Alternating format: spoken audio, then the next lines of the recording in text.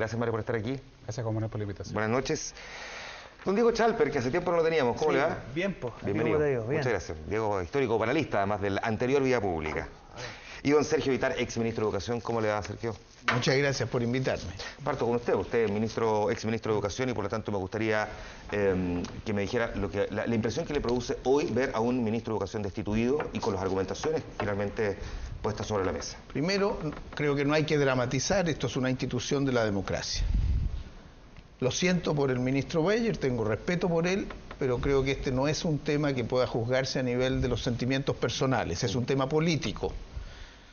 A mí también me acusaron constitucionalmente y fui destituido, pero estoy hablando de otro periodo, fue en el gobierno del presidente Allende cuando se venía un golpe militar y sufrí mucho y me pregunté por qué, pero había un problema político de por medio. Por cierto, las condiciones han cambiado completamente y hoy lo que tenemos es un debate, frente a un tema desatado por una movilización estudiantil que es única en América Latina y yo creo que en pocos lugares del mundo y que nos ha sorprendido. Yo confieso que a mí me ha sorprendido. La movilización estudiantil chilena es un proceso de futuro que hay que oír y creo que el Parlamento hoy día sintonizó con una apreciación de la ciudadanía para reenrumbar el país en una nueva dirección.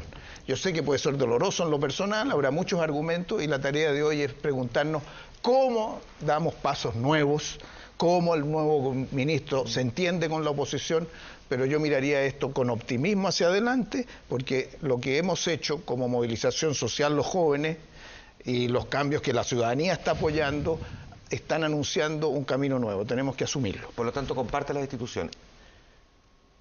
Ahí se dieron 1000 argumentos, no quiero entrar ahora a estar juzgando lo que pasó, creo que lo importante es decir lo que ocurrió y lo que viene ahora es cómo enfrentarlo. Que sí te diría una cosa. Es que, perdón, Sergio, el segundo exministro de Educación que entrevisto en las últimas 24 horas, anoche lo hice con Yasna Proboste, segundo exministro, además, que ha vivido la destitución, segundo exministro que no es capaz de fijar una posición y que además tiene experiencia política y conoce el tema educacional. Fijo una posición, lo que estoy diciendo es que no creo que el tema ahora sea volver a argumentar todo lo que se argumentó. Yo estoy con mi bloque político, por lo tanto, siempre he estado en eso, pero al mismo tiempo tengo que reconocer en lo humano la posición de Beyer, pero tengo que reconocer, y esto es lo que el gobierno no ha oído, esa es mi gran diferencia con este gobierno, aunque haya puesto más dinero en la educación.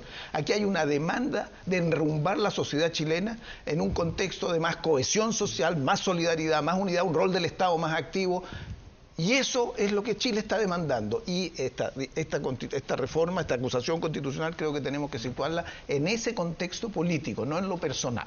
Voy contigo al tiro, Diego, y contigo, Gabriel, pero antes, Mario, voy también a la figura política. Se ha planteado también una de las argumentaciones, de hecho lo dijo Yasna Proboste ayer, que una de las causas por las cuales finalmente podía caer Harald Beyer, que fue lo que ocurrió, era porque su propio sector lo había dejado caer, porque no había hecho las transformaciones, los cambios que la ciudadanía venía demandando y que la propia oposición, como lo dice Sergio Vitar, también venía planteando. No creo que haya duda que nuestro sector estaba apoyando la gestión del ministro Beyer, o sea, una argumentación que no tiene ningún sustento. No solo no hemos dejado caer al ministro Beyer, sino que lo hemos apoyado con todo. Creo que ha hecho la pega, la hizo muy bien hecha. Dentro de las posibilidades que tiene hoy día, este país avanzó muchísimo. Se terminó con una serie de desigualdades que los propios estudiantes reclamaron, como el crédito con aval del Estado, como el costo, ¿cierto?, de los créditos, la eliminación de la participación de la banca en los créditos, miles de cosas que se estaban haciendo con la gestión de este ministro y que la verdad nosotros nos tenía bastante contentos. Yo le digo a la gente de centro derecha, a los que apoyamos al gobierno del presidente Piñera, que no hay que fallecer, que no hay que echarse a morir. Esto ha sido completamente injusto, es una barbaridad. Cuando uno ve los argumentos del senador Bianchi, son penosos. El senador Bianchi dice, aquí se trata de que hay una persona que no puede pagar sus estudios y pierde la casa por eso. Señor senador Bianchi, por si no se ha dado cuenta, este ministro, el que usted ayudó a destituir, fue el que terminó con la tasa abusiva del crédito con aval del Estado. Este ministro fue el que sacó a la banca privada. Este ministro, y le puedo seguir enunciando cosas, senador Bianchi, por favor, no nos justifiquemos con tonteras. O sea, es penoso el argumento del senador Bianchi. Respecto a la concertación, el ex ministro Vitar, a quien yo respeto muchísimo, da, yo creo, un argumento principal. Estoy con mi bloque, dice él. Aquí se votó en bloque, no se votó con argumentos en estricto rigor jurídico. Esta no es una acusación política. La acusación constitucional no es una acusación política, eso hay que tenerlo súper claro, por lo tanto, efectivamente estábamos al margen de lo que entendemos nosotros que es el Estado de Derecho. Con todo, se aprobó esta acusación constitucional porque había una orden de bloque que finalmente lo que busca es dañar al gobierno, no se reconoce nada de lo que ha hecho este gobierno, que es muchísimo más de lo que se hizo antes. Y por último, se sustenta la acusación constitucional, sobre todo en el caso de la Universidad del Mar. Con todo cariño, la Universidad del Mar tenía 4.000 alumnos cuando empezó el gobierno Bachelet, al final del gobierno Bachelet tenía 20.000 alumnos. En el final del gobierno Bachelet se le entregó un crédito con aval de la Corfo, un crédito que hoy día es incobrable por varios miles de millones de pesos.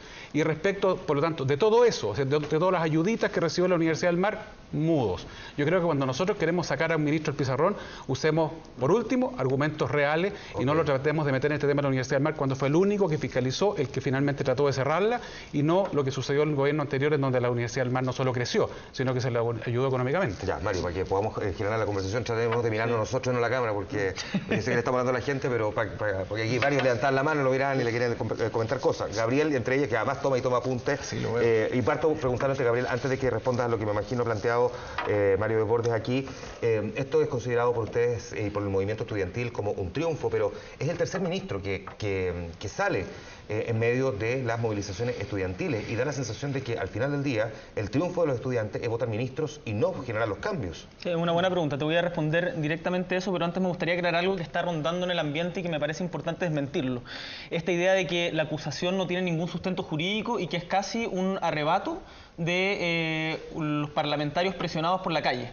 Acá la argumentación que se ha levantado, a mi entender, es totalmente ficticia, la argumentación de la defensa, en el sentido de que Beyer sí incurrió en infracciones constitucionales y legales, dejó sin aplicar una serie de leyes, por ejemplo, el artículo 57 de la ley 18.962 y el artículo 52 de la Constitución Política de la República. Además, omitió el lucro en el decreto de cierre de la Universidad del Mar, no inició la investigación a tiempo pese a tener denuncias fundadas. Entonces, esta idea de que no existía ningún tipo de sustento legal, yo la trataría de dejar de lado y podemos discutir los sustentos legales, pero acá esto no es un mero capricho. O más bien, perdona Gabriel, o más bien podríamos discutir, más que el sustento legal, si lo que pesó en el momento de la institución fueron los sustentos legales. O sea, es que los sustentos legales, a lo que me interesa dejar claro es que los sustentos legales existían. Y uno puede discutir en torno a sustentos, pero acá no hay un invento ni un capricho. En segundo lugar, yo trataría de desbeyerizar la discusión. Acá, por un lado, se trata de poner al ministro Beyer, PhD en inglés, digamos, como una gran víctima de la politiquería chilena. Pero me parece importante señalar que si hoy día estamos discutiendo estos temas y algo que hoy día ya nadie discute es gracias a la movilización estudiantil. Y nosotros como estudiantes estamos contentos. Pero estamos contentos no porque haya caído un ministro, porque sabemos que eso no soluciona el problema de fondo. Estamos contentos porque hoy día el lucro es inaceptable en la educación. Y cuando nosotros vemos, por ejemplo, a senadores de la UDI, al mismo presidente de la UDI, decir o defender al ministro Beyer con los argumentos de que es el único ministro que ha enfrentado el lucro en la educación, nosotros como estudiantes decimos vamos avanzando. Hemos corrido el eje del debate. Hoy día no hay nadie, salvo Hermógenes Pérez de Arce y las editoriales de La Tercera, que defienda el lucro en educación. Y eso, desde el punto de vista político, es un avance sustantivo y nosotros lo queremos defender. Que es un punto ese, porque vamos a discutir de vuelta sobre el lucro versus calidad, pero por lo mismo, Diego, entonces aprovecho de preguntarte también a ti si no se pega un balazo en el pie el gobierno cuando dice que este ha sido el único ministro que ha defendido el lucro, y uno se pregunta qué pasó entonces con Joaquín Lavín y Felipe Bulnes, a quienes los deja, digamos, a una altura muy poco respetable desde la perspectiva política en el cargo que les tocó ejercer. Sí, no, yo quisiera solamente permitirme, Juan Manuel, muy cortito, porque hoy día lo que se hizo eso como entrevistas unilaterales. Es interesante ir contrastando opiniones, porque hoy día lo que se hace es, y a mí yo no quiero dramatizar, pero obviamente uno preocupa cuando la institucionalidad se usa para cosas distintas que lo que es. Hoy día al ministro se le destituyó por notable abandono de deberes. Esa es la destitución que se le hace hoy día al ministro. Y fíjense que cuando uno, por ejemplo, lee el diario El Mostrador y se encuentra con una frase como, emitida por el exministro Vitar, donde él dice, no teníamos ninguna facultad para fiscalizar, ni la tiene hoy ni la ha tenido nadie. Entonces, aquí en el fondo se destituyó a un ministro por una facultad que se supone abandonó, pero que no tiene. Ya, entonces, lo que aquí ocurrió, y perdóname, Juan Manuel, y termino muy breve. Es que antes de que termines, que tú también te estás contradiciendo entonces, y pasa que si el ministro dice y el gobierno dice, es el único ministro que ha fiscalizado el lucro. Y el argumento del gobierno es que no existían las herramientas para fiscalizar el lucro, entonces ¿en qué quedamos? A ver, yo no soy abogado del gobierno, yo creo que el gobierno hierra en su argumentación. Yo creo que la argumentación es clara. El ministro de Educación, de acuerdo a la ley que se aplica, porque la ley que cita Gabriel es una ley general, el artículo 64 y siguiente del decreto de Confuerza Ley 2 que se aplica a Mineduc, no le da atribuciones al ministro de Educación para cerrar universidades por el concepto de lucro. ¿Qué es lo que hoy día se ha intentado levantar, a mi juicio, trasladando un debate que es de fondo, haciendo caer a un ministro usando una herramienta constitucional? Me parece injustificadamente, porque cuando se usa como ejemplo la Universidad del Mar, a ver, cualquiera que pueda leer la ley se da cuenta que la Universidad del Mar, ahí sí, se aplica la legislación porque es en aquellos casos, y no les voy a leer la ley porque los abogados sonemos de la lata, ahí efectivamente se aplica la administración de un modo correcto. Entonces, ¿qué es lo que me empieza a preocupar a mí? Que al ministro que desde el primer día, la primera presentación que hace Juan Manuel, ante la comisión de la Cámara y la del Senado, él dice, mira, yo me preocupa este tema, voy a empujar una superintendencia, voy a empujar una agencia nacional de acreditación. A él, que es el primero que efectivamente promueve cosas, hoy día se le deja caer. Entonces, y cierro muy breve, porque acá se discute sobre hechos, se plantean titulares. Es que acá esto es importante, porque acá se plantean titulares como para tratar de argumentar una posición que en la práctica son falsos. Nosotros, desde el Centro de Estudios de la FECH, publicamos una columna que analiza y desmenuza la agenda legislativa del gobierno. Y acá un mensaje para todos los parlamentarios. Acá esto no se trata de votar ministros por un lado y por otra parte aprobar una agenda legislativa que termina legitimando el lucro en educación. La superintendencia propuesta por el gobierno, tal como lo ha señalado el Contralor General de la República, el director del CEP, Arturo Fontaine, la Confeche, las presentaciones que hizo la Cámara de Diputados y en el Senado, es una institución que busca legitimar el lucro mediante las operaciones con empresas relacionadas. Yo les recomiendo leer esta columna que fue publicada en la 2 del Mercurio y en CIPER, del Centro de Estudios de la FECH, porque me parece que es importante que vayamos al tema de fondo, que desbellericemos el asunto y que veamos cuáles son las normas que se están aplicando. Perdóname, lo que estamos discutiendo hoy día es la destitución de Beyer, y hoy día a este señor se le destituyó por no perseguir el lucro, siendo que no tiene atribuciones para hacerlo y es el único que ha implementado proyectos concretos en esa dirección en los últimos 20 años. Para legitimarlo. No para legitimarlo, para supervigilarlo. Tú estarás más o menos de acuerdo en el proyecto y discutámoslo. Pero aquí hoy día lo que se dice es que él no ejerció las facultades que tenía, siendo que no las tenía, lo dijo el ministro Vitar en el diario El Mostrador. Yo estoy en desacuerdo con el ministro Vitar. Bueno, está bien, él podrá... Ya lo voy a hacer conversar al respecto. Pero ese es el punto, digamos. Y a mí me preocupa por la institucionalidad. El ministro te pedía la palabra, pero ahora sí te pido por favor que me responda la pregunta que te hice. Sí. Porque en la práctica es el único ministro que entonces fiscalizó. ¿Y qué pasó con los anteriores dos? O sea, yo creo que el gobierno se dispara en las piernas, como dijiste tú. O sea, yo creo que la argumentación debió haber sido otra. Debió haber sido, señores, aquí realmente lo que se está haciendo es destituir a alguien por abandonar deberes que no tiene. O que no tiene por lo menos legalmente. Y los que somos abogados, que somos lateros, en materia pública usted solo puede hacer lo que la ley lo autoriza. Y la ley no autoriza. En materia pública tú tienes que aplicar la ley si eres un funcionario, pero si eres un ministro eres un político. Y el que no tiene atribuciones pelea por tenerlas. Entonces tú juzgas políticamente, así se juzgan los gobiernos, porque llevan a cabo las transformaciones, aunque fracasen, que consideran necesarias hacer. Entonces, el análisis del periodo actual, yo no conozco ningún otro periodo de la historia con una movilización social de 3 años de los estudiantes de esa envergadura. Y si uno no lo oye es tonto, creo yo. Puede que no lo entienda de repente, y tú tienes que hacer un esfuerzo por captar. La señal que dan los jóvenes y que da el conjunto de la sociedad a veces no es ni coherente, ni tiene soluciones inmediatas, pero está representando un espíritu. Esa es mi interpretación con lo que he visto de política en mi país y en otros países. Entonces, lo que se intenta hacer es cambiar las cosas a través de proyectos de ley. Y yo lo he dicho tantas veces antes, pero se olvida la historia. ¿Qué es lo que hace el presidente Elwin al comienzo? Manda un proyecto de reforma de la Ley Orgánica Constitucional de Educación Superior. Bueno, yo estuve en el Senado, 8 años, peleamos por discutirlo, teníamos senadores designados hasta el año 2006, nunca pudimos hacer ni siquiera aprobar en general.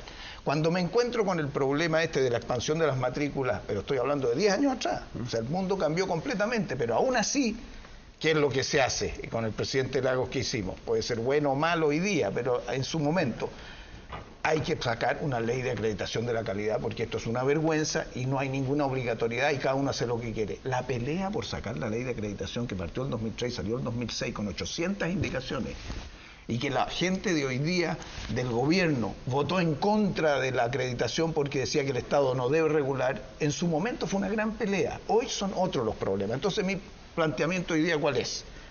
Yo quiero mirar hacia adelante y la pregunta es, producidos estos hechos políticos, ¿qué hacemos?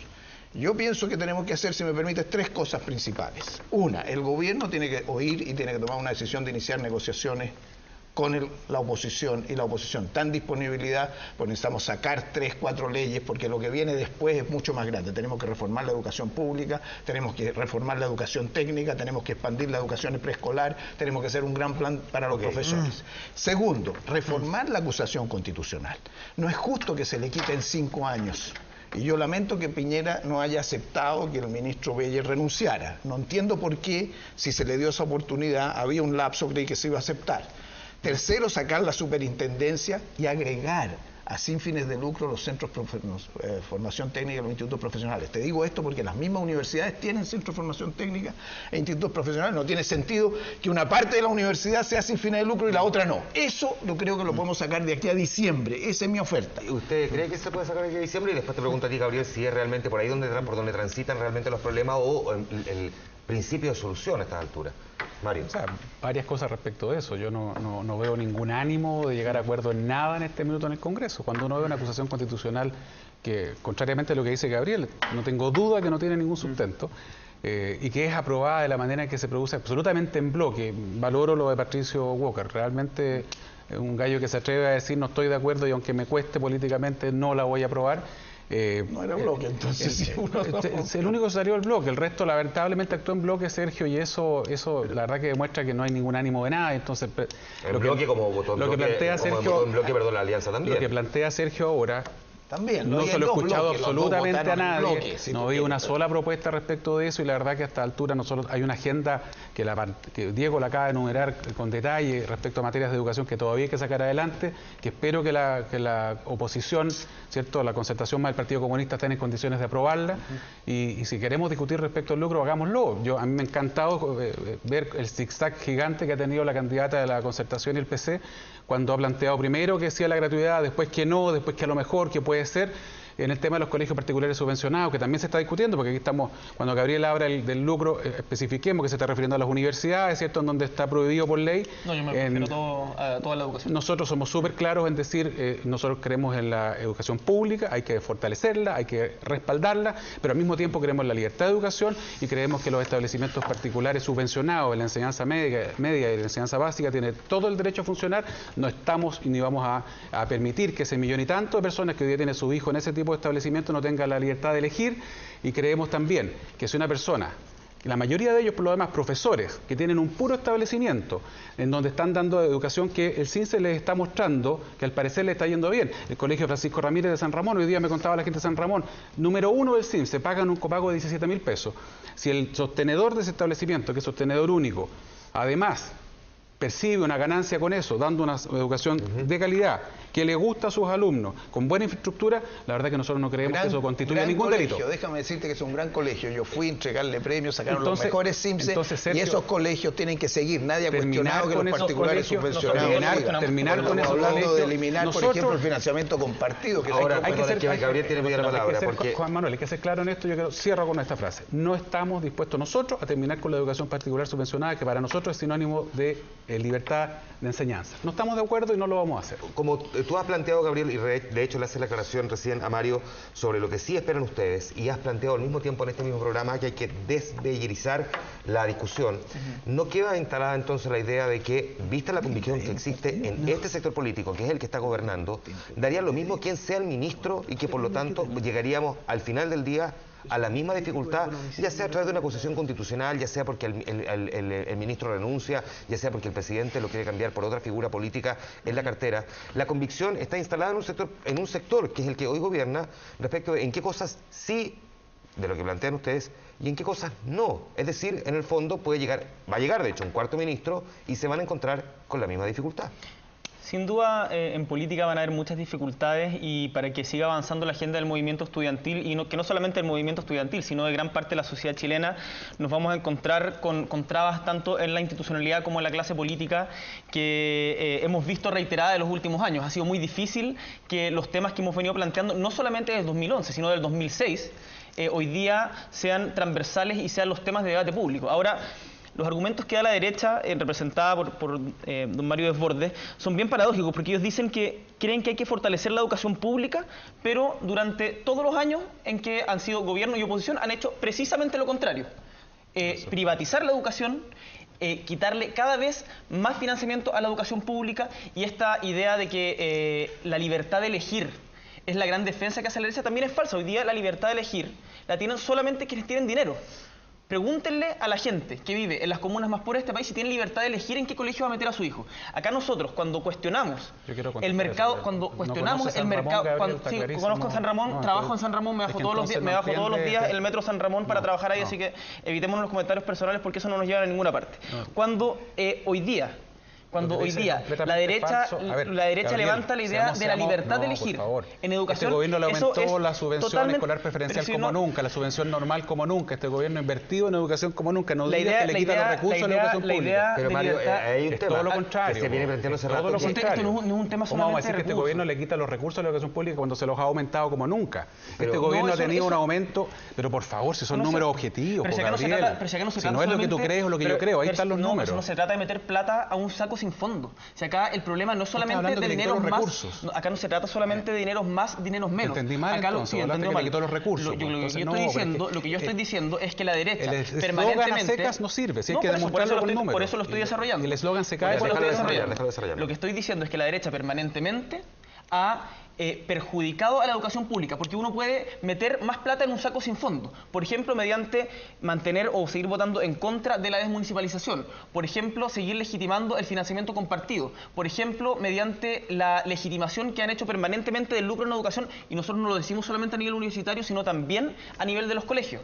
Y acá, y disculpa que me tome un segundo más, Juan Manuel, me gustaría señalar algo que es muy importante.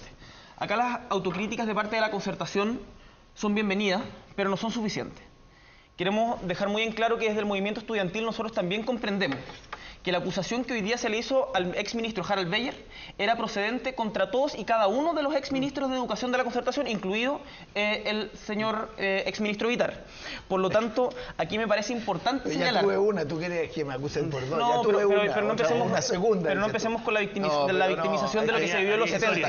Acá es importante... Boris, es un simplismo porque no es un simplismo. Desubicando históricamente las tareas de cada momento. Las tareas de cada momento... Nunca hubo durante esos periodos las movilizaciones sociales ni los temas de ahora. Las leyes son iguales en la época que usted fue ministro, donde también hubo movilizaciones estudiantiles y fueron ninguneadas tal como ahora. No, hubo acuerdos. Saca fotos, tengo las fotos, te puedo mostrar. Pero si hagas afirmaciones. Pero si acuerdo con Fech Mineduc el año 2005. Pero más allá de eso, lo que quiero decir es que nosotros como estudiantes estamos muy conscientes. Si hablamos de 6, no nos vamos, ahí sí que no nos vamos a entender. Yo entiendo que quieras diferenciarte, pero no es la forma. Estamos muy conscientes de que acá el estándar de evaluación era muy bajo.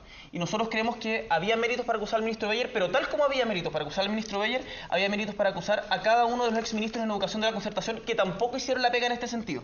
Y por lo tanto nosotros vamos a seguir movilizándonos e impulsando un debate de contenido, como lo hemos hecho con las propuestas que hemos presentado reiteradamente en la Comisión de Educación de la Cámara, del Senado, en diferentes instancias educativas que ha presentado tanto el gobierno como la oposición, como los estudiantes. Ya, Gabriel. Diego, porque... Entre otras cosas, también le ha quedado instalado, y esto ha quedado instalado ya no en este episodio en particular, sino que diría yo en el último año y medio, que una de las dificultades con las que se ha encontrado este tema, entre otras cosas, es la intransigencia de distintos sectores. Por una parte, lo que el sector de la Alianza por Chile ha denominado la politiquería de la concertación. Por otra parte, lo que la concertación ha denominado de la Alianza por Chile, la falta de convicción realmente por hacer los cambios más profundos. Por distintas lógicas, convicciones de mercado, en fin. Y por otra parte, estudiantes que si no se cumple su propia agenda, bueno, finalmente terminamos derivando en la salida de un ministro. Este es el tercero que sale. Bueno, sí, a ver, yo creo que aquí hay dos problemas fundamentales. Primero, el que tú mencionas, es cosa de mirar los verbos que se emplean. Fíjate, el movimiento estudiantil no propone, sino que insta. O sea, no hay ni una posibilidad de ningún tipo de negociación ni conversación. No, si usted no está conmigo, está contra mí. Entonces, ¿qué pasa por el otro lado? La concertación, y a mí me preocupa particularmente hoy día el rol moderador que cumplía la democracia cristiana, que yo creo que ha ido perdiendo dentro de la concertación. También uno ve que está mucho más preocupada de hacerle guiño al movimiento estudiantil que efectivamente cumplir un rol que se espera de la clase política, que es de alguna u otra manera escuchar a los movimientos sociales y teniendo a la vista los distintos intereses que se conjugan en una sociedad, moderar la discusión. Y por otro lado el gobierno también se lleva su parte, porque es cierto que y ahí efectivamente quizás ha faltado la capacidad de empatizar y de dialogar de un modo más efectivo con los estudiantes, estudiantes. Entonces, en la lógica del todo o nada, no hay ni una posibilidad de que se saque algo limpio. Ahora, yo creo que otra cosa importante es que salgamos de las consignas y pasemos a las razones. ¿Qué hay detrás del no al lucro? Si el no al lucro es igual, no seguir con fraude a la ley como los que tenemos hoy día, estamos con el no al lucro. Si el no al lucro es que la educación en general no esté sujeta a criterios de mercado, donde importa más la eficiencia que la calidad de la educación, estamos con el no al lucro. Ahora, si el no al lucro es igual que no hayan emprendimientos privados dentro de la sociedad que permitan evitar monopolios educativos que son contrarios a la democracia y a la diversidad que uno espera en una sociedad democrática, estamos contra el no al lucro. Entonces, ¿qué es lo que le pasa al ciudadano promedio, me parece a mí? Que mira mucho panfleto, pero a veces le falta carne, falta diálogo, falta bajar, y falta sustancia, puntos de vista. Sergio, porque entre otras cosas, una de las discusiones que parecieran no haberse instalado realmente o sincerado realmente es, uno, por ejemplo, el mismo Gabriel la menciona, lo que ocurre con las sociedades relacionadas, donde con las empresas relacionadas, se puede o no se puede lucrar. Pero incluso voy a ir más al fondo, donde ¿qué puede garantizar que una institución que no lucre, usted ha pedido avanzar respecto de otras instituciones educativas que no lucren, como los centros de formación técnica, qué sé yo, institutos profesionales, que si no lucran van a ser de calidad? O si no lucran, vayan a ser baratos, o no tan caros, o impagables, o que porque no lucran uno igual no tenga que acceder a un crédito y que termine endeudado por muchos años y probablemente estudiando, o sea, trabajando en algo distinto a lo que se estudió, que es la realidad chilena. Por cierto, creo que en estos programas también, más allá de la disputa que se viene alargando ya días, tenemos que pensar con más serenidad. Y en ese pensar con serenidad quiero decir lo siguiente. Tiene que haber un acuerdo político mayor. La educación es una política de Estado. No puede cada 4 años partir cada uno por su lado. Segundo, hay que oír lo que es la voluntad de una ciudadanía. Yo siento, y así lo entendemos, que ha habido un término de un ciclo histórico, en el cual yo participé activamente y del cual me siento orgulloso. Y que ahora se inicia uno nuevo y las fuerzas que estuvieron en aquello tienen también la voluntad y tienen que oír lo que está pasando para interpretarlo. ¿Quiénes tienen esa voluntad para escribirlo bien? Lo que es hoy día la centroizquierda chilena. Ahora, no todos piensan igual. Quiero también decir de que los movimientos sociales por sí solos no conducen un país. Son los partidos políticos los que al final tienen que tener la capacidad de interpretación. Y por eso me alegra que haya jóvenes dirigentes del movimiento estudiantil que ahora van a ir de candidatos a diputados. Tienen que participar en política chilena, para cambiar la política. Sería entonces, bueno aclarar, eso es muy importante. Esa es una realidad chilena histórica. Grandes figuras de la política han sido antes dirigentes estudiantiles. Por lo tanto, quienes lo plantean como un efecto negativo, en realidad también se pegan un balazo en el pie. Porque si lo dejas solo pensando que, y lo hemos visto en muchas partes, mira lo que ha pasado en los países que están en la primavera árabe u otros, donde no hay una conducción política con una visión, donde no hay partidos sólidos, por eso tanta importancia a los partidos, conseguir financiamiento para los partidos, pasar leyes donde la gente llegue, abrir los partidos, cambiar los partidos, no conducen los procesos sociales. Entonces, es muy importante entender esa relación y hoy día creo que la oposición tuvo la inteligencia de sintonizar con una gran aspiración ciudadana. No quiere decir que tiene los instrumentos inmediatos para resolverlo. Esa es la tarea que tenemos que enfrentar entre todos, buscar los instrumentos. Mario. Mira, cuando uno... Porque pasa que aquí, al menos en eso yo me imagino que hay coincidencia, ¿no? Se produce el debate acá en términos un poquitín mentirosos de repente, lo que ha pasado estos días, ¿no? Cuando se dice, por ejemplo, por parte de la gente del anterior gobierno que nosotros rechazamos el fin al lucro cuando Bachelet tenía 65 diputados y 20 senadores, tenía cantidad suficiente para haber aprobado una ley de quórum simple. Yo creo que hay que ser un poquito más serios respecto a la gente, de cara a la gente. La propuesta post-pingüinazo, dice usted. Antes y después del pingüinazo tenían suficientes votos como para haber aprobado... Cuando se propuso esto de terminar con el lucro y avanzar en... La expresidenta Bachelet dice en un programa de televisión de este canal que no contó con los votos, así como dijo, bueno, que le habían rechazado la FP estatal, que no mandó nunca a la vía del Congreso, etcétera. Sí, lo dijo también Yana Proboste anoche, que en ese caso sería bueno recordar que, y si no me falla la memoria, lo que ocurrió es que el Ejecutivo retiró esa parte. Mira, se han dado varias versiones, que el Ejecutivo lo retiró porque nosotros le exigimos sacarlo de la LOCE. Pero no significaba, sacándolo de la LOCE, que no lo pudieran tramitar por cuerda separada, que es lo normal en cualquier proceso legislativo. La verdad que aquí, bien, convengamos y le aceptamos a que la concertación hoy día cambió de opinión. Sergio Vital lo ha dicho, hay que comprender lo que pasa en la calle, yo lo respeto. No en la calle, si esto es más los que movimientos la calle, sociales Mario. O sea, si tú crees que es de la calle, va a ser muy difícil que nos entendamos. Yo creo que el problema es más profundo. Como quieras plantearlo, digo, convengamos que ustedes cambiaron de opinión. Puede ser, y eso es respetable, si uno tiene todo el derecho a cambiar de opinión. Y si en política no eres capaz de cambiar de opinión, está bien. y sigue en el siglo XIX. Lo que me complica es cuando el cambio de opinión se produce sustentado en argumentos falsos. O sea, cuando aquí nosotros pretendemos decir que este gobierno no le ha dado plata a la educación pública como nunca, que no ha pretendido fortalecer la educación pública como nunca, como ha señalado Gabriel, eso no es cierto. No es bueno sustentar tus argumentos sobre datos que son completamente contradictorios a lo que tú estás diciendo. Cuando tú estás, todo lo que quieras, si los papeles están ahí a la vista, hombre, si se duplicó la SEP, se está haciendo como nunca inversión en infraestructura, se está haciendo como nunca inversión en becas, se eliminó... Se subsidiario del Estado, se bajó y se siguió focalizando. Mira, Gabriel, se bajó por primera vez el crédito con aval del Estado que se instituyó durante el gobierno del presidente Lagos, que fue un avance, Sergio, yo siempre te lo he reconocido. En su minuto era lo que se podía hacer. Y se terminó con el 6%, se bajó al 2%. ¿Qué es lo que se podía hacer? Bueno, lo que yo opino, pues, Gabriel, si uno tiene que tener un poquito de... Yo entiendo eso, pero ¿qué es lo que se podía hacer? Sergio ha argumentado qué es lo que se podía hacer en términos financieros si el Estado tiene capacidades limitadas. No podemos hacer todo lo que quisiéramos. A mí me encantaría hoy día que todo fuera gratis, pero no se puede. La educación gratis para todos, como ustedes plantean... Vamos por parte, Gabriel. Para los que pueden pagarla, no puede ser. Que es un avance el haber bajado del 6 al 2... y sacado los bancos del sistema. Son tantas las ideas de la mesa que si no vamos, claro, si no vamos por una, parece que no llegamos a acordar nada. Entonces, acá, en primer lugar... Respóndeme, es que parte responde y después le agrega lo que tú quieras decir. Te voy a responder eso. Yo creo que efectivamente las familias chilenas que estaban endeudadas con el crédito con aval del Estado, hoy día están más aliviadas que antes al bajarse del 5,6% al 2%. ¿Es esa una solución al problema del endeudamiento en la educación superior? Yo creo que no.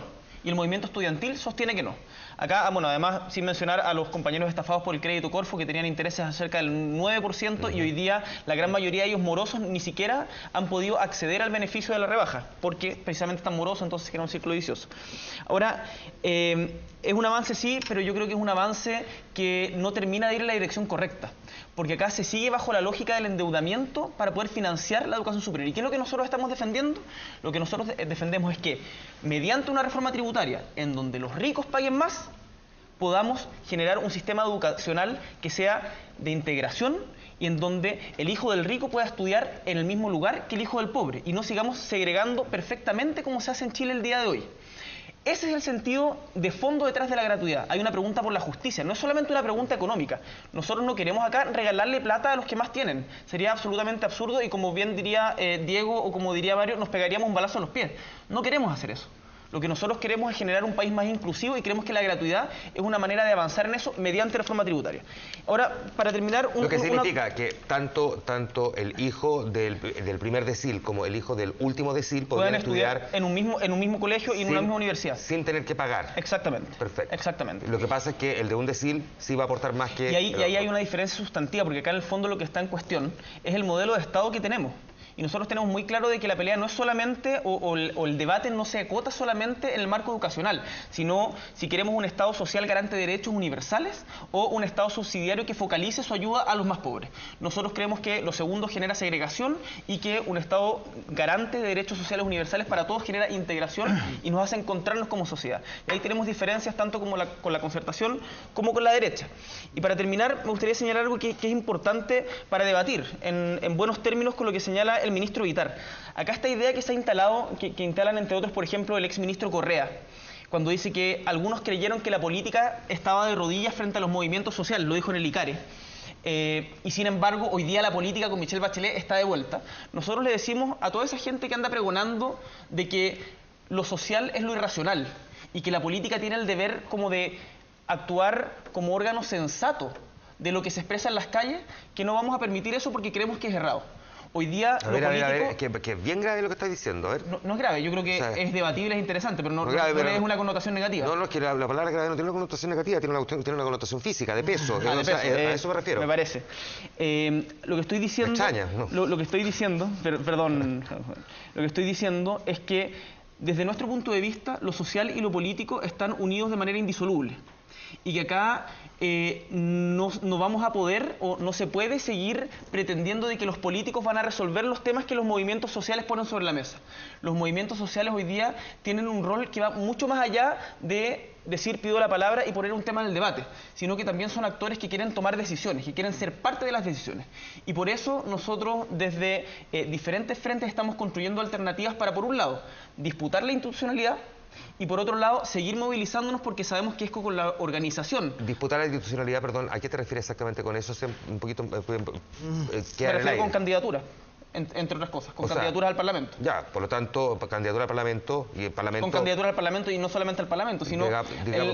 Perdona, es que el Parlamento es, en esencia, como nos ha quedado claro hoy día, una instancia de discusión eminentemente política, donde son los políticos y particularmente los partidos. Camila Vallejo va respaldada por un partido político. Pero ¿sí? No es el único lugar donde se hace política. Esta idea de que el Parlamento es como un templo sagrado, que es el único lugar donde se puede discutir política. No, nosotros en las asambleas hemos estado discutiendo. Eso ni care. En ningún caso se refirió al Parlamento. No, Correa planteó otra cosa que me parece más grave, ocupando tu expresión. Correa planteó que algunos pensaron que la política estaba de rodillas frente a los movimientos sociales. Lo dice textual. Sí, ahí en Icare Channel lo pueden ver. ¿Y tú crees que sí está de rodillas? Y yo no se trata de si está de rodillas o no. Yo estoy diciendo de que lo político y lo social hoy día son indisolubles y que la política hoy día ya no se va a hacer más entre cuatro paredes, con señores encerrados en Casa Piedra o en el Congreso.